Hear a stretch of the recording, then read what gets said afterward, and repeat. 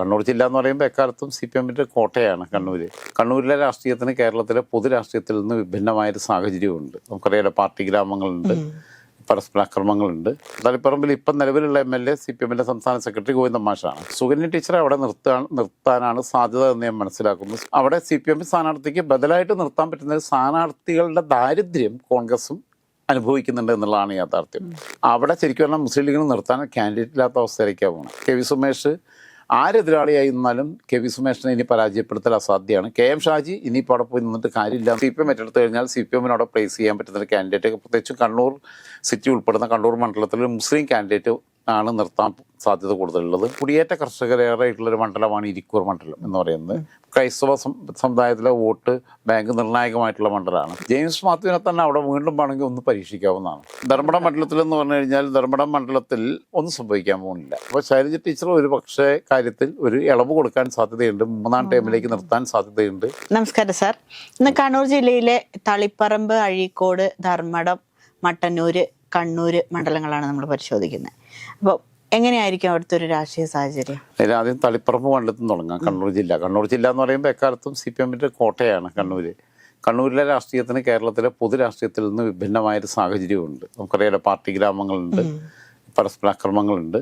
ഇപ്പോൾ CPM-ഉം BJP-യും തമ്മിലുള്ള കൊലയൊക്കെ അത്യാവശ്യം നിർത്തിക്കഴിഞ്ഞിട്ടുണ്ട്. P ജയരാജനായിരുന്നു അതിൻ്റെ ഒരു ആസൂത്രകൻ. അത് കാരണം രണ്ടു ഭാഗത്തും ഒരുപാട് ആൾനാശങ്ങൾ ഉണ്ടായിട്ടുണ്ട്. പക്ഷേ P ജയരാജൻ പാർട്ടിക്കകത്ത് കോർണർ ചെയ്യപ്പെട്ടു. കാരണം കോർണർ ചെയ്യപ്പെടുന്നത് ഈ അക്രമ രാഷ്ട്രീയത്തിന് കാരണം രണ്ട് ഭാഗത്തും മരിക്കുന്നവർ. ഇവിടെ ഒരു സമ്പന്നനും മുതലാളി വർഗത്തിൽപ്പെട്ട ഒരാളും കൊല ചെയ്യപ്പെടുന്നില്ല.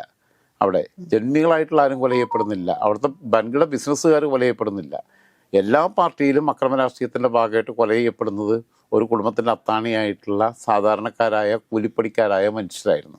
അവിടെയാണ് ഇതിൻ്റെ വൈരുദ്ധ്യം ഉണ്ടാകുന്നത്. പോട്ടെ, തളിപ്പറമ്പ് മണ്ഡലത്തെക്കുറിച്ച് പറയുമ്പം 1970 CP ഗോവിന്ദൻ നമ്പ്യാർ അവിടെ നിന്ന് മത്സരിച്ച് വിജയിക്കുന്നുണ്ട്.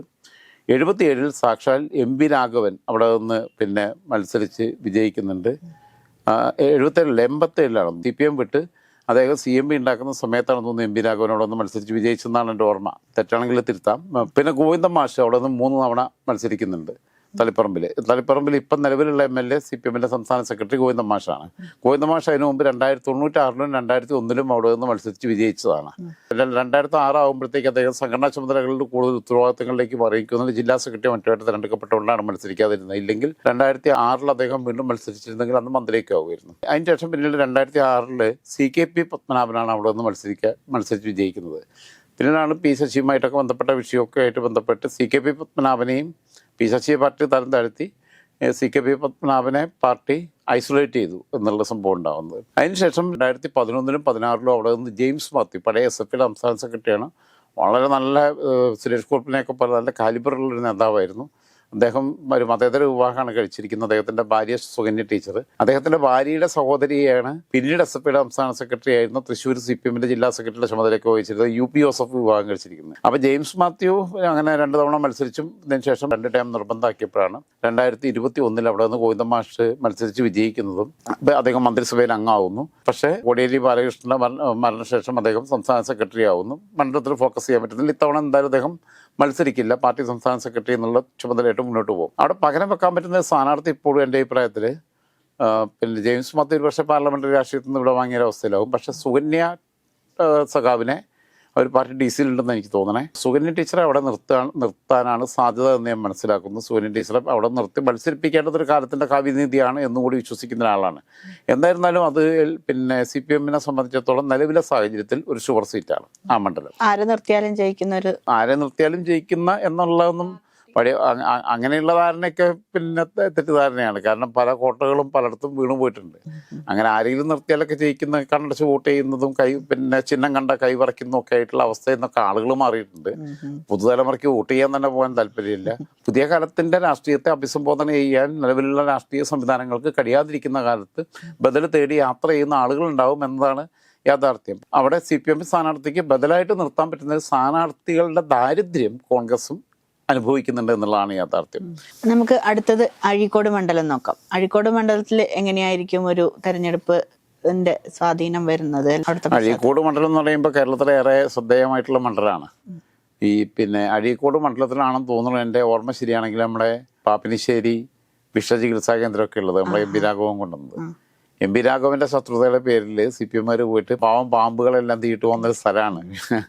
അപ്പം അങ്ങനെയൊക്കെയായിരുന്നു അവിടുത്തെ. അതായത് എതിരാളിയെ കിട്ടിയില്ലെങ്കിൽ എതിരാളിയുടെ വീട്ടിലെ പൂച്ചനെങ്കിലും കൊല്ലുക എന്നുള്ള അവസ്ഥയിലേക്കുള്ള ശത്രുത നിന്നിരുന്ന കാലഘട്ടത്തിലാണ് മാറ്റം വന്നത്. ശ്രീ എമ്മിൻ്റെ നേതൃത്വത്തിൽ വന്ന് CPM BJP വെടിനിർത്തൽ പ്രഖ്യാപിച്ചു. എന്നാൽ നിർഭാഗ്യവശാൽ പിന്നീട് CPM പിന്നെ UDF തമ്മിലുള്ള ചില സംഘർഷങ്ങളൊക്കെ അവിടെ ഉണ്ടായിട്ടുണ്ട്. എന്നാൽ അതിനും പരിഹാരം കണ്ടെത്തുന്നുണ്ട്. സമാധാന ശ്രമങ്ങൾ നന്നായിട്ട് നടക്കുന്നുണ്ട്. വലിയ പ്രശ്നങ്ങളൊന്നും ഇല്ലാതെ ഇപ്പോൾ മര്യാദയ്ക്ക് മുന്നോട്ട് പോകുന്നുണ്ട്. അതിൻ്റെ ഏറ്റവും വലിയ ഉദാഹരണമായിരുന്നു കോടിയേരി മരിച്ച സമയത്ത് ആജന്മവൈരികളായിട്ടുള്ള കെ സുധാകരനും EP ജയരാജനും പരസ്പരം വിഷ് ചെയ്തതൊക്കെ. അഴീക്കോട് മണ്ഡലത്തെക്കുറിച്ച് പറയുമ്പം 1977 അവിടെ നിന്ന് സഖാവ് ചടയൻ ഗോവിന്ദൻ മത്സരിച്ച് വിജയിച്ചിട്ടുണ്ട്. ചടയൻ ഗോവിന്ദൻ ഒരുപക്ഷെ കേരളത്തിലെ പിന്നെ സംസ്ഥാന സെക്രട്ടറിമാരിൽ ഏറ്റവും മിതഭാഷിയായിരുന്ന സമീപകാലത്ത് നമ്മൾ കണ്ടിട്ടുള്ള BS നായനാർ, പിന്നെ ചടയൻ ഗോവിന്ദൻ, പിണറായി വിജയൻ, കോടിയേരി ബാലകൃഷ്ണൻ, MP ഗോവിന്ദൻ മാഷ്, പിന്നെ ഇടക്കാലത്ത് മലപ്പുറത്ത് നിന്നുള്ള വിജയരാഘവൻ, ഇങ്ങനെയുള്ള കുറച്ച് പേരെയാണ് നമ്മളെ സ്ഥാനത്ത് കണ്ടത്. അതിൽ കണ്ടതിൽ ഏറ്റവും വളരെ സ്വാത്വികനായ ഒരു കമ്മ്യൂണിസ്റ്റുകാരനായിരുന്നു. വൈരനിര്യാതന ബുദ്ധി സൂക്ഷിക്കാത്ത ആളായിരുന്നു. സൗമ്യനായിരുന്നു ഈ ചടയൻ ഗോവിന്ദൻ. ചടയൻ സഖാവ് പിന്നെ അകാലത്തിൽ നമ്മളെ വിട്ടു പിരിഞ്ഞു പോയി. 96 അദ്ദേഹം പിന്നെ സംസ്ഥാന സെക്രട്ടറി ആവുന്നത്, നായനാർ മുഖ്യമന്ത്രി ആകുമ്പോൾ. 98 അദ്ദേഹം അന്തരിച്ചു. അങ്ങനെയാണ് പിണറായി വിജയൻ വരുന്നത്. ഞാൻ നേരത്തെ പറഞ്ഞൊരു പിഴവുണ്ട്. ഞാൻ തളിപ്പറമ്പിലല്ല ഈ MP രാഘവൻ, അത് 77 മത്സരിച്ച് വിജയിക്കുന്നത്. അദ്ദേഹം പാർട്ടി വിട്ടതിന് ശേഷം അദ്ദേഹം പാർട്ടിയെ പരാജയപ്പെടുത്തിക്കൊണ്ട് CMPയുടെ സ്ഥാനാർത്ഥിയായി, UDFന്റെ സ്ഥാനാർത്ഥിയായിട്ട് അദ്ദേഹം അട്ടിമറി വിജയം നേടുന്നത് 87 MP രാഘവൻ ഇവിടെ നിന്നാണ്, അഴീക്കോട് നിന്ന്. അങ്ങനെ അദ്ദേഹം നിയമസഭയിലെത്തുകയും നിയമസഭയിൽ വെച്ച് പിന്നീട് എറണാകുളം CPMലെ ജില്ലാ സെക്രട്ടറി ആയിരുന്ന, അന്ന് പ്രഭുത്വം എന്നുള്ള MLA ആയിരുന്ന, ഇപ്പോൾ കേരള ബാങ്കിൻ്റെ ചെയർമാനായിട്ടുള്ള, ഇടക്കാലത്ത് ഈ പാർട്ടി ഓഫീസ് മണിയറയാക്കിയതിൻ്റെ പേരിൽ പാർട്ടിയിൽ നിന്ന് സസ്പെൻഡ് ചെയ്യപ്പെടുകയൊക്കെ ചെയ്തിട്ടുള്ള ഗോപി കോട്ടമുറിക്കൽ ഉൾപ്പെടെയുള്ളവർ ഇദ്ദേഹത്തെ നിയമസഭയിലിട്ട് മർദ്ദിച്ചൊക്കെ വലിയ വിവാദമായിരുന്നു. എന്തായിരുന്നാലും അവസാന കാലഘട്ടത്തിൽ ഓർമ്മ നഷ്ടപ്പെട്ടതിന് ശേഷം അൾഷിമേഴ്സ് ബാധിച്ച് പിന്നെ മറവി രോഗം ബാധിച്ചതിന് ശേഷം പിന്നെ പുള്ളി CPM ആയി. അങ്ങനെ MP രാഘവൻ 87 അവിടെ അട്ടിമറി വിജയം നേടിയിട്ടുണ്ട്. 91 അദ്ദേഹം പിന്നീട് മണ്ഡലം മാറിയാണ് മത്സരിച്ചതെന്ന് എനിക്ക് തോന്നുന്നത്. എന്നിട്ട് അദ്ദേഹം പിന്നെ കരുണാകരൻ മന്ത്രിസഭയിലും ആന്റണി മന്ത്രിസഭയിലും മന്ത്രിയായിട്ട് തുടർന്നിരുന്നു. അടിസ്ഥാനപരമായി ഇടതുപക്ഷ മണ്ഡലമായിരുന്ന മണ്ഡലത്തെ ആദ്യമായി UDFന് വേണ്ടി പിടിച്ചെടുക്കുന്നത് MP രാഘവൻ 87 പിന്നീട് വീണ്ടും CPM തന്നെ അവിടെ നിന്ന് മത്സരിച്ച് വിജയിക്കുന്നു. 91 96 പിന്നെ അവിടെ നിന്ന് മത്സരിച്ച് വിജയിക്കുന്നു. പക്ഷേ 2011 ഷാജി K വയനാട് എന്ന് അതുവരെ അറിയപ്പെട്ടിരുന്ന KM ഷാജി യൂത്ത് ലീഗിൻ്റെ സംസ്ഥാന ജനറൽ സെക്രട്ടറി ആയിരിക്കുമ്പോൾ വയനാട്ടിൽ നിന്ന് ചുരമൊക്കെ ഇറങ്ങി ഇങ്ങനെ വന്ന് ഗ്രീഷ്മൻ്റെ നാടാണ്, അവിടെ നിന്ന് വന്ന് അഴീക്കോട് മണ്ഡലത്തിൽ സ്ഥാനാർത്ഥിയാവുന്നു. അഴീക്കോട് മണ്ഡലത്തിൽ അട്ടിമറി വിജയം നേടുന്നു. 2016 രണ്ടാമത്തെ മത്സരത്തിൽ അദ്ദേഹത്തിനെതിരെ സാക്ഷാൽ നികേഷ് കുമാറിനെ നിർത്തുന്നു. നികേഷ് കുമാർ അന്ന് സംഭവം മൂപ്പരിൽ കിണറിലിറങ്ങാനുള്ള വൈദഗ്ധ്യമൊക്കെ തെളിയിച്ചു. അപ്പോൾ ആൾക്കാർക്ക് നിയമസഭയിൽ പോകാൻ ഒരാളായിരുന്നു വേണ്ടിയിരുന്നത്. നികേഷ് ഏട്ടൻ കിണറ്റിലേക്ക് ഇറങ്ങിയാൽ എനിക്ക് അതിനുള്ള കഴിവൊക്കെ ഉണ്ടെന്ന് വന്നതിന് ശേഷം പുള്ളിക്ക് ഫോൺ സ്വിച്ച് ഓഫ് ചെയ്യേണ്ട ഗതികേട് വേനൽക്കാലത്ത് ഉണ്ടായെന്ന് പറയണത്. കാരണം നാട്ടുകാർ വിളിക്കുകയാണ്, ചേട്ടാ ഞങ്ങളെ കിണറ്റിലൊരു പൂച്ച വീണ് ചേർത്തിട്ടുണ്ട്, ചേട്ടനൊന്ന് വരുമോ എന്ന് ചോദിച്ചിട്ട്. കാരണം അവർ നോക്കുമ്പോൾ, കാരണം ഇത്രയും നന്നായിട്ട് കിണറ്റിലിറങ്ങാൻ പറ്റുന്ന പ്രാഗൽഭ്യമുള്ള ഒരാളെ അവർ ലൈവായിട്ട് കണ്ടതാണ്. പക്ഷേ കേരളത്തിലെ എനിക്ക് ഏറ്റവും ഇഷ്ടപ്പെട്ട മാധ്യമപ്രവർത്തകരിൽ ഒരാളായിരുന്നു. മാധ്യമ രംഗത്തെ പിന്നെ മാറ്റിമറിച്ച ഒരു വ്യക്തിയാണ് അദ്ദേഹമാണ്. മാധ്യമപ്രവർത്തകരുടെ അഭിമാനബോധം എന്താണ്, മിസ്റ്റർ മിനിസ്റ്റർ എന്നൊക്കെ വിളിക്കുന്ന വിളിയുണ്ടായിരുന്നു. മറ്റേത് ഇങ്ങനെ ഓച്ചാനിച്ച് നിന്നിട്ട് സാർ എന്ന് പറഞ്ഞിട്ട് ചോദ്യം ചോദിച്ചിരുന്ന ആളുകളുടെ ഇടയിൽ നിന്ന് അദ്ദേഹത്തിൻ്റെയാണ് ആ രീതിയിലുള്ള അഭിമുഖങ്ങളിൽ നീ മന്ത്രിയാണെങ്കിൽ ഞാൻ മാധ്യമപ്രവർത്തകനാണ് എന്ന മട്ടിൽ പത്രപ്രവർത്തകരുടെ ആത്മവീര്യവും ആത്മാഭിമാനവും വീണ്ടെടുക്കുന്നതിൽ കേരളത്തിൽ ആരും പഠിക്കാനൊക്കെയുള്ളൊരു ത്വര വന്നത് അങ്ങനെയാണ്. നികേഷ് കുമാറിനോടുള്ള ഒരു വാർത്ത കണ്ട് അങ്ങനെ ഒരു ഇതിലാണ് നമ്മൾക്കും ജേർണലിസം തിരഞ്ഞെടുക്കണം എന്നൊക്കെയുള്ളൊരു ഇത് വന്നത്. പക്ഷെ നമ്മളെപ്പോലെ എന്താ പറയാ 1000 കോടിക്ക് അരക്കാടെന്ന് പറഞ്ഞ മതി. ഞാനോ ഗ്രീഷ്മ എത്ര പ്രാവശ്യം ശ്രമിച്ചാലും നികേഷ് കുമാർ ആവാൻ കഴിയില്ല. കാരണം അതങ്ങനെ ജേർണലിസം അല്ല നമ്മുടെ വിഷയം. അങ്ങനെ അദ്ദേഹം രണ്ടാമതെയും മത്സരിച്ച് കിണറ്റിലൊക്കെ ഇറങ്ങിയെങ്കിലും കിണറ്റിലിറങ്ങി പിന്നെ ആരോഗ്യത്തിനും ഗുണം കിട്ടി എന്നുള്ളതല്ലാതെ വീണ്ടും തോറ്റുപോയി. പക്ഷേ മൂന്നാമത്തെ വട്ടം ഹാട്രിക് അടിക്കാമെന്ന് KM ഷാജി അവിടെ ചെന്നപ്പം സൗമ്യനായ KV സുമേഷിനെ, ജില്ലാ പഞ്ചായത്ത് പ്രസിഡന്റ് കൂടിയായിരുന്ന KV സുമേഷിനെ അവിടെ സ്ഥാനാർത്ഥിയാക്കി. 2021 KV സുമേഷ് ഷാജിയെ പരാജയപ്പെടുത്തി. ഇനി അവിടെ ശരിക്കും പറഞ്ഞാൽ മുസ്ലിം ലീഗിന് നിർത്താൻ കാൻഡിഡേറ്റ് ഇല്ലാത്ത അവസ്ഥയിലേക്കാണ് പോകുന്നത്. പ്രാദേശിക ലീഗിൻ്റെ ഇടയിൽ വലിയ പ്രശ്നമുണ്ട്. KV സുമേഷ് വളരെ പിന്നെ സൗമ്യനായ ഒരു ചെറുപ്പക്കാരനാണ്. നെഗറ്റീവ് പറയാനൊന്നുമില്ല, ഒരു നെഗറ്റീവും ഇല്ല. അപ്പോൾ KV സുമേഷ് ആരെതിരാളിയായി നിന്നാലും KV സുമേഷിനെ ഇനി പരാജയപ്പെടുത്തൽ അസാധ്യമാണ്. KM ഷാജി ഇനിയിപ്പോൾ അവിടെ പോയി നിന്നിട്ട് കാര്യമില്ല എന്നുള്ളത് അറിയുന്നതുകൊണ്ട് KM ഷാജി നോക്കിക്കൊണ്ടിരിക്കുന്നത് ഒന്നുകിൽ കൊടുവള്ളി സീറ്റ് അല്ലെങ്കിൽ കാസർഗോഡ് മണ്ഡലം, അങ്ങനെയുള്ള ചില മണ്ഡലങ്ങളിലേക്കാണ് KM ഷാജി ട്രൈ ചെയ്തുകൊണ്ടിരിക്കുന്നത് എന്നുള്ളതാണ് അദ്ദേഹമായിട്ട് അടുത്ത സുഹൃത്തുക്കളെന്ന് എനിക്കറിയാൻ പറ്റുന്നത്. ഇനി നമുക്ക് കണ്ണൂരാണ് പറയാനുള്ളത്. കണ്ണൂർ മണ്ഡലത്തെക്കുറിച്ച് പറയുമ്പോൾ കണ്ണൂർ മണ്ഡലം അത് 1957 അത് കമ്മ്യൂണിസ്റ്റ് പാർട്ടിയാണ് വിജയിച്ചത്.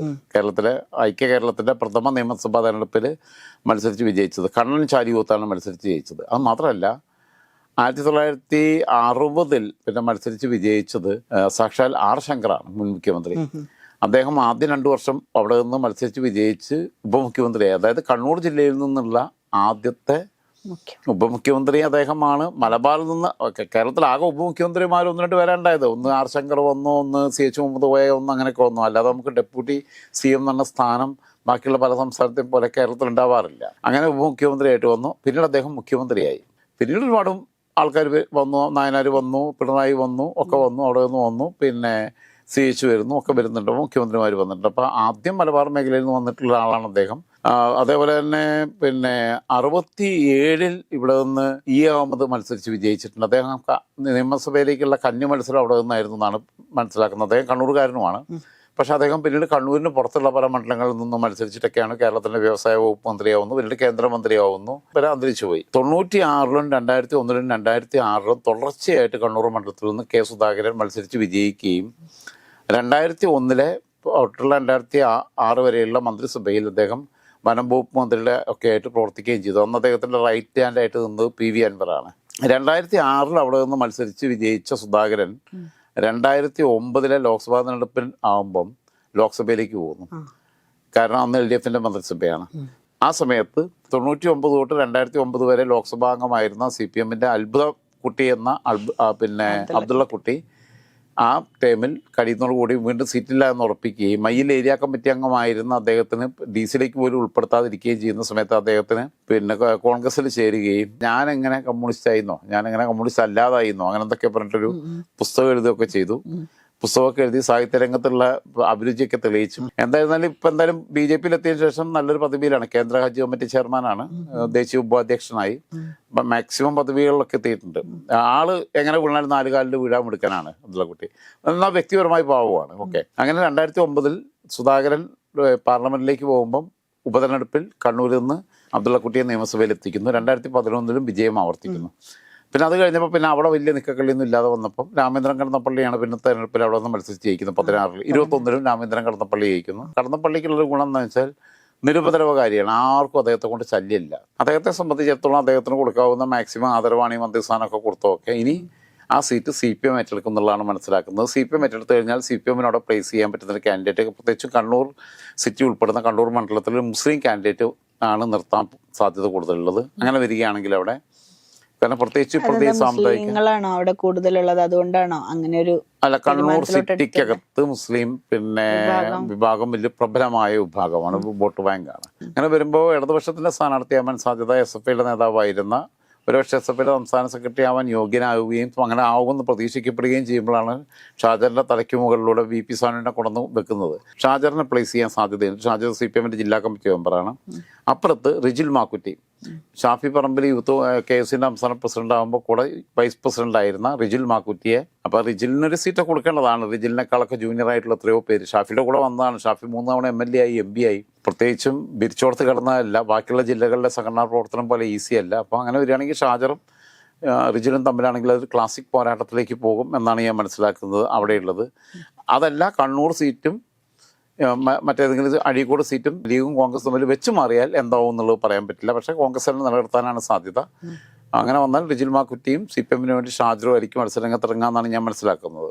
അടുത്തൊരു മണ്ഡലത്തിലേക്ക് പോവുകയാണെങ്കിൽ പറഞ്ഞിട്ടില്ല, മട്ടന്നൂർ പറഞ്ഞിട്ടില്ല, ഇരിക്കൂരിലേക്ക് വരാം. ഇരിക്കൂർ എന്ന് പറയുമ്പം ഇരിക്കൂർ മണ്ഡലം കഴിഞ്ഞ കുറേ കാലങ്ങളായി, അതായത് കുടിയേറ്റ കർഷകരേറെയായിട്ടുള്ളൊരു മണ്ഡലമാണ് ഇരിക്കൂർ മണ്ഡലം എന്ന് പറയുന്നത്. ക്രൈസ്തവ സമുദായത്തിലെ വോട്ട് ബാങ്ക് നിർണായകമായിട്ടുള്ള മണ്ഡലമാണ്. അത് കഴിഞ്ഞ കുറേ വർഷങ്ങളായി UDFന്റെ കയ്യിലിരിക്കേണ്ട മണ്ഡലമാണ് എന്ന് പറയാം. പക്ഷെ അവിടെ നിന്ന് 1974-ൽ സാക്ഷാൽ EK നായനാർ മത്സരിച്ച് വിജയിച്ചിട്ടുമുണ്ട്. അന്നും ഈ കുടിയേറ്റ കർഷകർ അവിടെയുണ്ട്. അവർക്കിടയിൽ പിന്നീട് രാഷ്ട്രീയമായിട്ടുള്ള വേറൊരു അസ്തിത്വബോധം വന്നു എന്നുള്ളതാണ്, ഐഡന്റിറ്റി പൊളിറ്റിക്സിന്റെ ഭാഗമായിട്ട് പോയി എന്നുള്ളതാണ്. 1982 തൊട്ട് 8 തവണ 39 വർഷം ദീർഘകാലം അവിടെ നിന്ന് MLA ആയിരുന്നത് KC ജോസഫാണ്. കോട്ടയംകാരനായിട്ടുള്ള KC ജോസഫ് ഇവിടെ വന്നിട്ട് പിന്നീട് അദ്ദേഹം മന്ത്രിയായി ഒക്കെയായി. കഴിഞ്ഞ തവണ അദ്ദേഹം സ്വമേധയാ പിൻവാങ്ങുകയാണ്. ഞാൻ മാറുന്നു, പുതിയ ഒരാൾ വരട്ടെ എന്ന് പറഞ്ഞിട്ടാണ് സജീവ് ജോസഫ് മത്സരിക്കുന്നത്. സജീവ് ജോസഫ് MLA ആവുന്നത്. അവിടെ നല്ല മെജോറിറ്റിയിലാണ് എല്ലാ സമയത്തും UDF ജയിക്കുന്നത്. ആകെ അവരുടെ ഭൂരിപക്ഷത്തെ പിടിച്ചു കെട്ടാൻ പറ്റിയത് 2006 അവിടെ ജെയിംസ് മാത്യു, തളിപ്പറമ്പിൽ നിന്ന് 2 തവണ MLA ആയ ജെയിംസ് മാത്യു, ഞാൻ നേരത്തെ പറഞ്ഞ സുകന്യ ടീച്ചറുടെ ഹസ്ബൻഡ്, അദ്ദേഹം മത്സരിച്ചപ്പോൾ മാത്രമാണ് അവരുടെ വോട്ട് 2000 വോട്ടിലേക്ക് ഭൂരിപക്ഷം ചുരുക്കാൻ പറ്റിയത്. അങ്ങനെ ജെയിംസ് മാത്യു മാത്രമാണ് അവർക്കൊരു അവിടെ നല്ല സ്ഥാനാർത്ഥിയെ നിർത്താൻ പറ്റിയത്. ആരോഗ്യപരമായ പ്രശ്നങ്ങൾ ജെയിംസ് മാത്യുവിന് കാര്യമായി ഇല്ല എന്നുള്ളൊരു ഘട്ടത്തിലുണ്ടെങ്കിൽ ജെയിംസ് മാത്യുവിനെ തന്നെ അവിടെ വീണ്ടും വേണമെങ്കിൽ ഒന്ന് പരീക്ഷിക്കാവുന്നതാണ്. പിന്നീടൊന്നും നമുക്ക് പറയാനുള്ളത് അഴീക്കോട് മണ്ഡലത്തിലേക്ക് പോവാം അല്ലെ. അഴീക്കോട് നമ്മൾ കഴിഞ്ഞതാണ്. നമുക്ക് ധർമ്മടവും മട്ടന്നൂരും ആണ് ബാക്കിയുള്ളത്. ധർമ്മടം മണ്ഡലത്തിൽ എന്ന് പറഞ്ഞു കഴിഞ്ഞാൽ ധർമ്മടം മണ്ഡലത്തിൽ ഒന്നും സംഭവിക്കാൻ പോകുന്നില്ല. ധർമ്മടം മണ്ഡലത്തില് പിണറായി വിജയൻ 2016 നേടിയ ഭൂരിപക്ഷം 37,000 ആണെങ്കിൽ 2021 5 വർഷം അദ്ദേഹം മുഖ്യമന്ത്രിയായ ശേഷം വീണ്ടും മത്സരിക്കുമ്പോൾ 50,000 വോട്ടിന്റെ ഭൂരിപക്ഷമാണ് ജയിച്ചത്. അതിന് മുമ്പത്തെ ഏറ്റവും വലിയ ഭൂരിപക്ഷം ധർമ്മടത്തായിരുന്നു തോന്നുന്നു. അത് മാറി കടന്ന് 50,000-ലേക്ക് എത്തുമ്പം പക്ഷെ അതിലും വലിയ ഭൂരിപക്ഷം മട്ടന്നൂരിൽ ശൈലജ ടീച്ചർ നേടി എന്നുള്ളതാണ്. അങ്ങനെയാണ് 1ാം സ്ഥാനത്ത് അവർ പോകുന്നത്. പക്ഷെ അദ്ദേഹത്തിന്റെ മണ്ഡലത്തിൽ സ്വീകാര്യത ഉണ്ട് എന്നുള്ളതാണല്ലോ. 37,000 വോട്ടിൽ നിന്ന് 13,000 വോട്ടും കൂടി വർദ്ധിപ്പിച്ച് അതും 5 വർഷം മുഖ്യമന്ത്രി ആകുമ്പോൾ നെഗറ്റീവ് വോട്ട്സ് ഉണ്ടാവേണ്ടതാണ്. അതിനപ്പുറത്ത് സ്വന്തം നാട്ടിൽ സ്വന്തം പ്രദേശത്ത് നിന്ന് ജനങ്ങൾക്കിടയിൽ അംഗീകാരമുണ്ട് എന്നതിന്റെ തെളിവാണ് 13,000 വോട്ട് വീണ്ടും വർദ്ധിപ്പിക്കുന്നത്. അതായത് നിലവിലുള്ള വോട്ട് നിന്ന് ഭൂരിപക്ഷം 75% നിന്ന് 100% വർദ്ധിപ്പിക്കുകയാണ് ചെയ്യുന്നത്. അപ്പം അങ്ങനെ ഉള്ള ഒരു സ്ഥിതി അവിടെയുണ്ട്. അവിടെ എൻ്റെ അഭിപ്രായത്തിൽ പിണറായി വിജയന് മത്സരിക്കാൻ സാധ്യതയില്ല എന്നാണ് മനസ്സിലാക്കുന്നത്. ആരോഗ്യപരമായ പ്രശ്നങ്ങളും കാര്യങ്ങളൊക്കെ ഉണ്ട്. ഇവരൊക്കെ മാധ്യമങ്ങൾ പറയുന്നതൊക്കെ ഊഹാപോഹങ്ങളാണ് എന്നാണ് ഞാൻ വിശ്വസിക്കുന്നത്. പിണറായി സഖാവ് തന്നെ മത്സരിക്കാൻ താല്പര്യം പ്രകടിപ്പിക്കില്ല എന്നും ഏറ്റവും ഉത്തമമായ കരങ്ങളിലേക്ക് ബാറ്റൺ കൈമാറാനുള്ള സാധ്യത എന്നുമാണ് ഞാൻ മനസ്സിലാക്കുന്നത്. അങ്ങനെ വരികയാണെങ്കിൽ അവിടെ പ്ലേസ് ചെയ്യാൻ പറ്റുന്ന സാധ്യതയുള്ള സ്ഥാനാർത്ഥിയായിട്ട് ഞാൻ കാണുന്നത് അവിടെ അല്ലെങ്കിൽ തലശ്ശേരിയിലായിരിക്കാം.